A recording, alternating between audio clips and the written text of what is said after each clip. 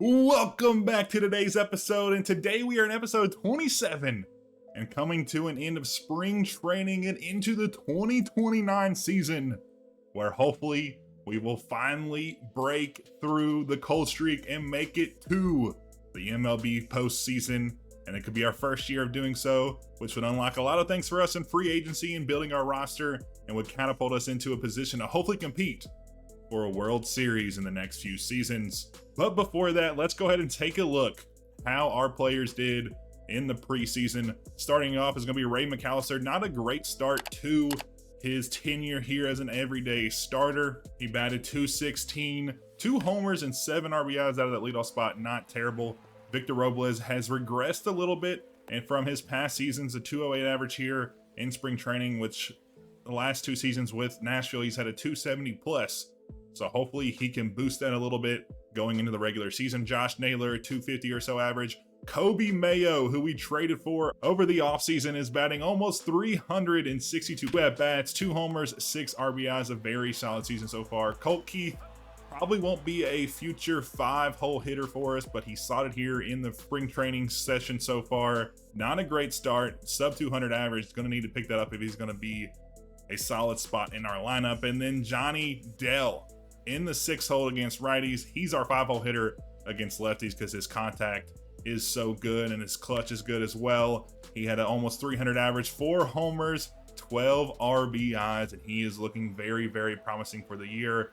Aggie Rosario against lefties is playing third base, .235 average, 3 homers, 5 RBIs. And then Francisco Alvarez, our best signing so far. It's a short season, hasn't even started the regular season, only a couple games, only so many at-bats, but averaged .330 with 6 homers and 12 RBIs in a 7-hole.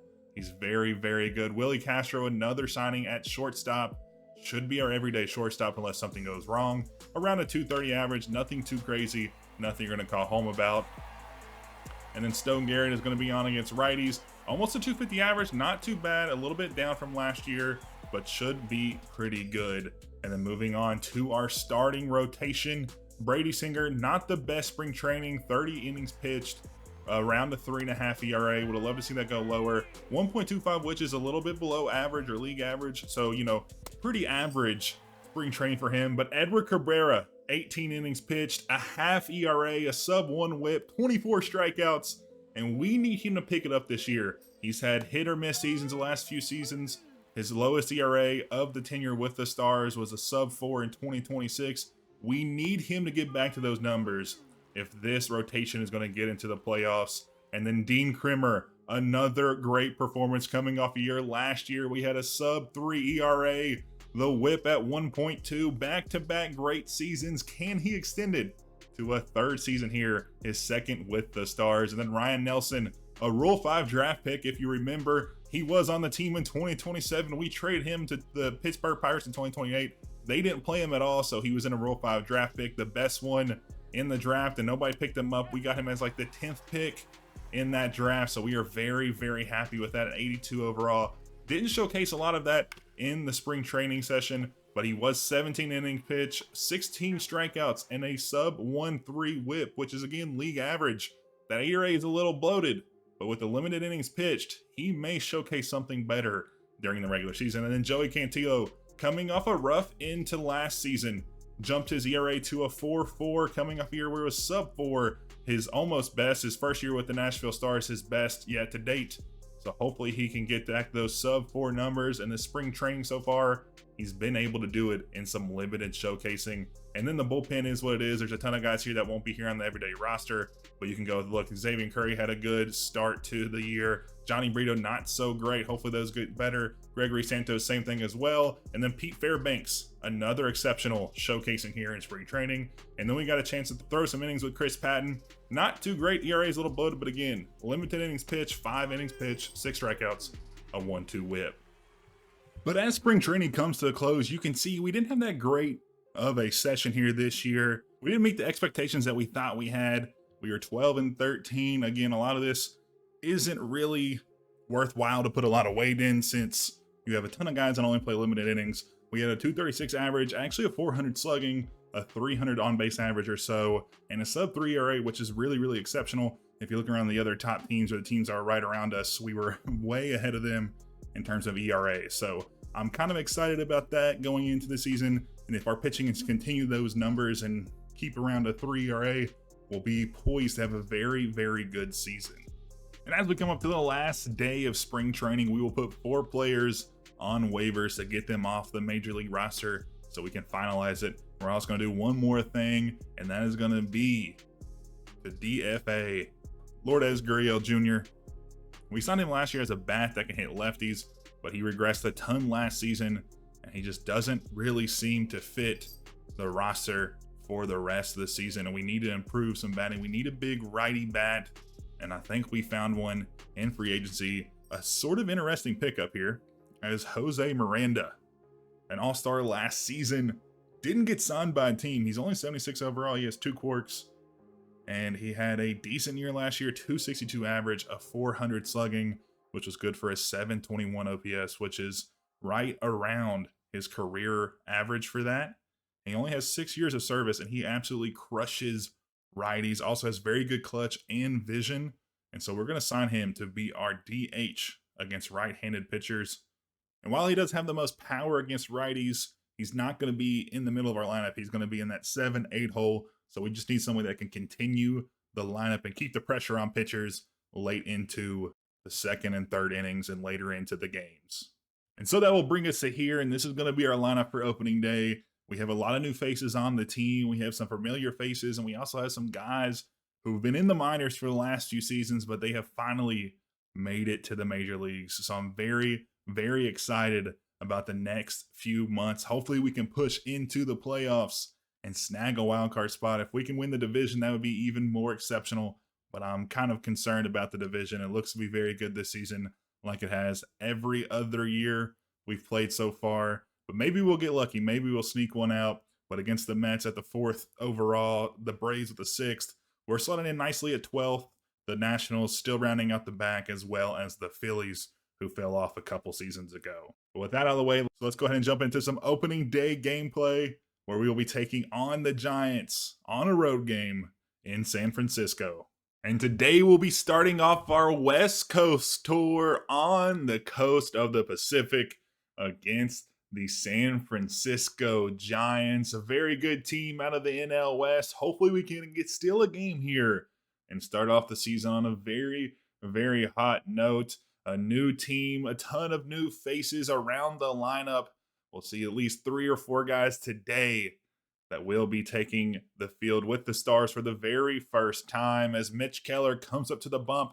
An exceptional season last year where he pitched over 200 innings, a sub-3 ERA.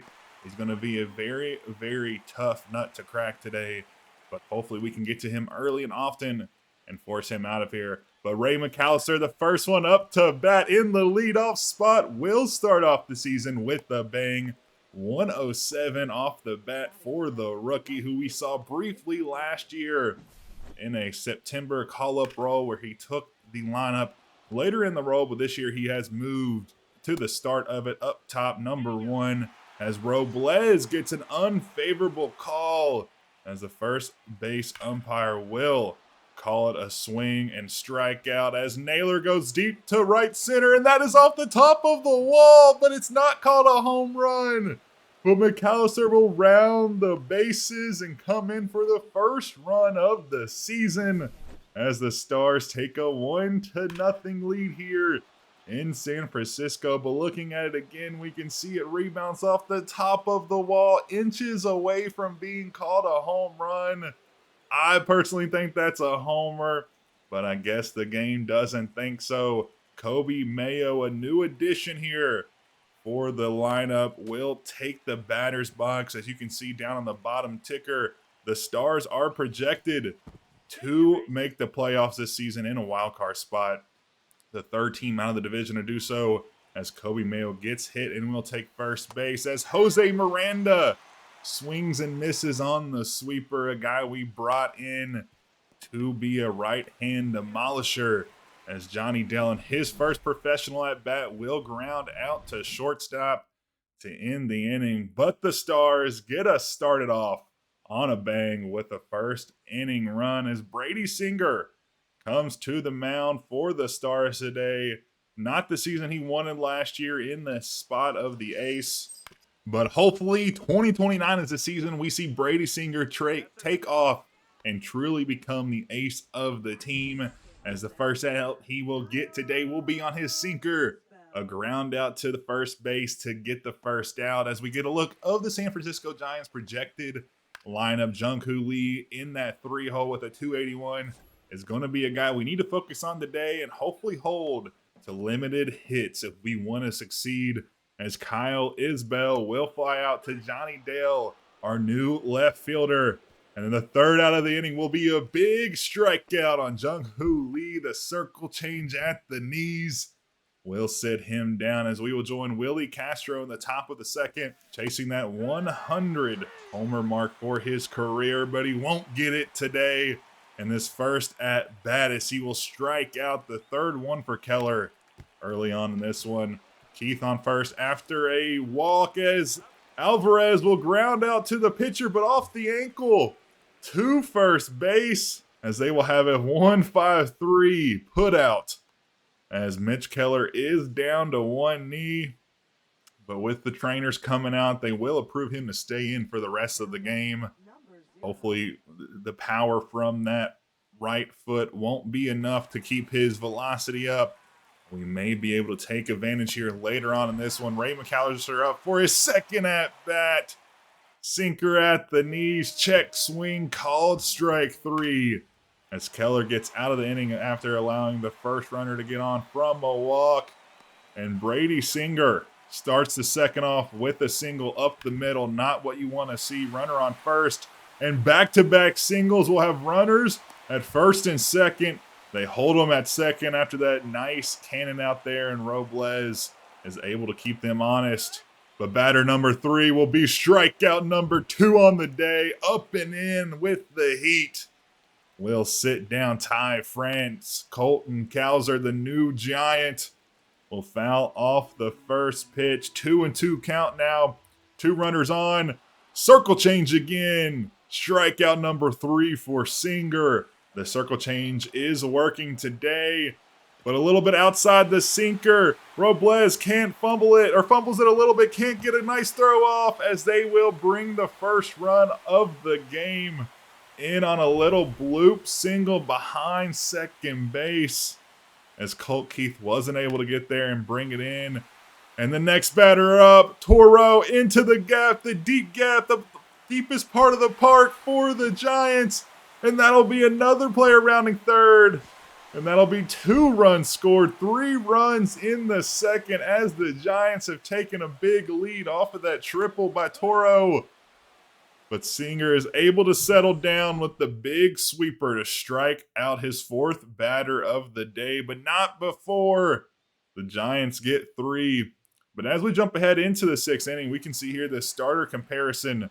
Very good outings by both so far today, as Jose Miranda absolutely demolishes a ball off the top of the wall, just a foot or 2 away from getting to round the bases and bringing in another run.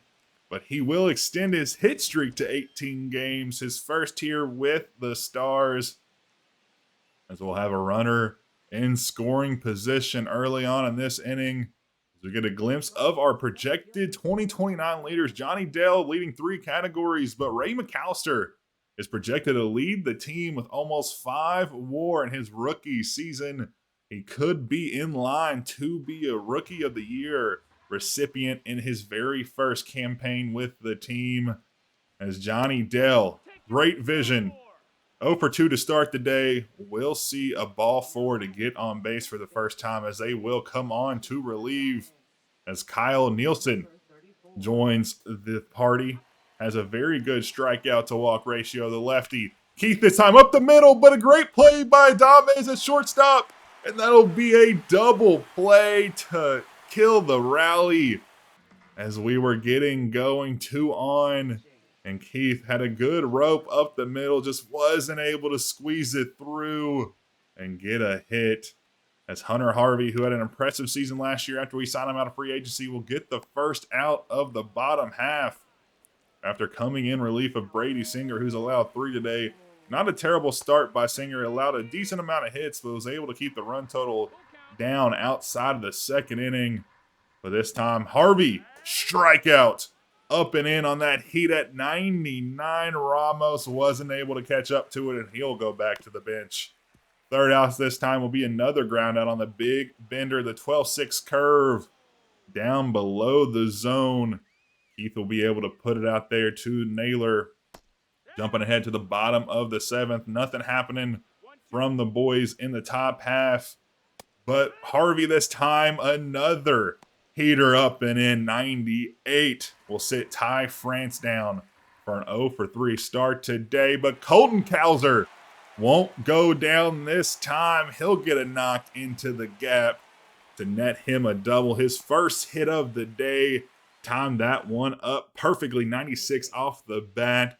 And we'll choose to go to the bullpen once again as Aaron Ashby, a disappointing season from a year ago, looks to turn it around here in year 5 with the Stars, as Naylor will get the easy put out at first base. Out number 2, Toro, who had a triple earlier today. Ashby with the quick reflexes will snub him of a hit as he will get out of the innings. 2 batters face as the middle parts of the lineup will come up to face Evan Phillips. Had a decent season from a year ago, a 1-2 whip, a 3.5 ERA around there, but he will walk 2 batters as Jose Miranda will go up the middle. Another decent play by Adames in the middle, able to cut off another hit, and another double play will shut down a momentum swinging play there by Adames. As we will jump ahead to the top of the 9th. Last chance here. 3 outs remain. Johnny Dale, biggest point of his young career, will watch the slider bend back into the zone at the knees for strike 3. Colt Keith, better against lefties, but has a chance here. He won't be able to squeeze it through the gap there at second. Out number 2, Willie Castro, the new everyday shortstop. Can he get it done? Full count, 2 outs, down 2 runs. He fouls off another to stay alive as Tristan Beck is 1 pitch away from getting his first save on the season. Pitch number 6 of the at-bat, a hanging sweeper. Just not enough behind it to bounce it out of the park. And that'll be a loss for the Stars, the first one of the season. But some good things about the game is we were able to get on base a ton of walks there. Some silver linings are possible. Could have had a home run to get this game closer, but it wasn't called that. But our pitching let us down today. 9 hits given up. Just not a way you're going to win any game today if you allow 9 hits. But outside of that second inning, we had a very, very good game. Hopefully we can continue that into the future games, and especially in this series where the Giants use a ton of their bullpen. But as we come out of the game, a pretty unfortunate way to lose. We had 9 or so players left on base. We honestly didn't do too terrible. It let us get more hits, but we still got on base a ton. We fought for 6 walks at the plate, which is really exceptional, especially since in the past, I don't think we've been walking nearly as much as that. Josh Naylor also, I feel like, got robbed of a homer. You all let me know. It looked like it was over the wall. I thought that was a 2-run shot, which would have been a closer game. We still would have inevitably lost, but it would have been nice to get that home run, maybe extend that inning a little bit. Brady Singer comes in and gets the loss, starts 0-1 for the season. 5 innings pitched. Honestly, not a bad earned run count, but he gave up 7 hits, and he had 5 strikeouts. Not too shabby. But Hunter Harvey and Aaron Ashby did come in and shut it down, so they were good out of the bullpen. And then the Giants, very, very good. Everybody except for Jung-Hoo Lee got a hit today against us, which isn't a way you want to see win. There's 9 hits total. Isbell was the only player that hit 2 for 4. Everybody else either 1 for 3 or 1 for 4 or for 4. We didn't give up any homers, which is a good thing, but we did give up some big hits, a double, a triple. We just got to keep that down. We did get Mitch Keller out early. He only went 4 innings. They used a ton of their bullpen, so maybe we can get back later in the series and get a couple games there since they went so deep so early. But outside of that, I think everything's looking good. We're a top 10 team in the league. If you saw the score bug at the bottom, it was saying that we are projected to be third in the division, but we are projected to make a wild card spot. Us, the Braves, and the Mets are all projected to make the playoffs. It would be a very interesting run, a very good division, very strong, very competitive as well, like it's been in years past. But being a top 10 team and, total ranking, contact, we're a top 5, pitching, we're a top 10. Two things I really feel like you need to succeed down the line. Would love to see us get a little better at defense.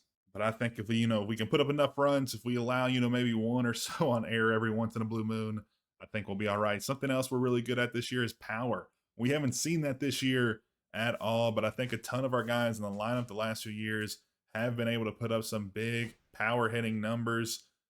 Josh Naylor, Kobe Mayo, Jose Miranda all had 20-plus homer seasons. Even Colt Keith got up to 19 last year. So hopefully they can continue that trend of being big power hitters. But with that, that'll come to the end of today's episode. Unfortunately, we did lose opening day, but I think we're starting off on a good foot as we go into the month of April. We'll finish up our West Coast tour before heading back to play the Mets and Nationals at home. And we'll get our first look at our very new stadium. So we'll showcase that next episode. But I appreciate y'all tuning in. I hope you all enjoyed. And I'll catch you all in the next one. And a huge shout out to Chris, our very first premium channel member. Thanks for all your support, man. It's really appreciated.